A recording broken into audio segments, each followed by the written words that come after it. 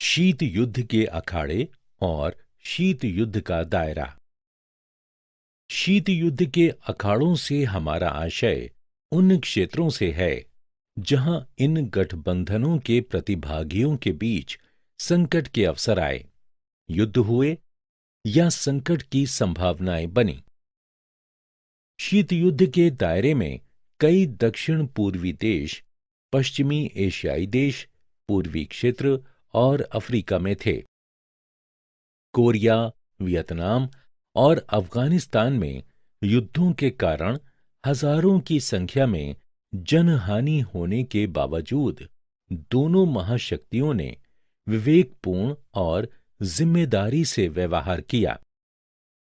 Korea 1950 से 53, Berlin 1958 से 62, Congo 1960 के दशक के प्रारंभ में और अन्य कई स्थानों पर दोनों महाशक्तियां सीधे टकराव के लिए तैयार थीं।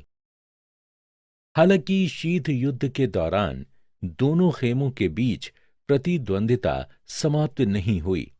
इसी कारण दोनों खेमों के परस्पर संदेह के कारण हथियारों की होड़ प्रारंभ हुई। दोनों महाशक्तियों को ये समझ थी कि संयम के बावजूद युद्ध हो सकता है।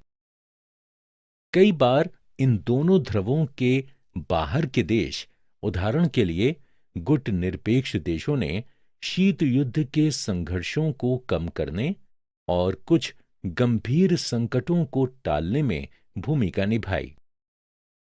1960 में कोरियाई युद्ध, अमेरिका, दक्षिण कोरिया और सोवियत संघ उत्तरी कोरिया के साथ इनके समापन और संयुक्त राष्ट्र द्वारा कांगो संकट के समाधान में नेहरू की मध्यस्थ की भूमिका रही थी।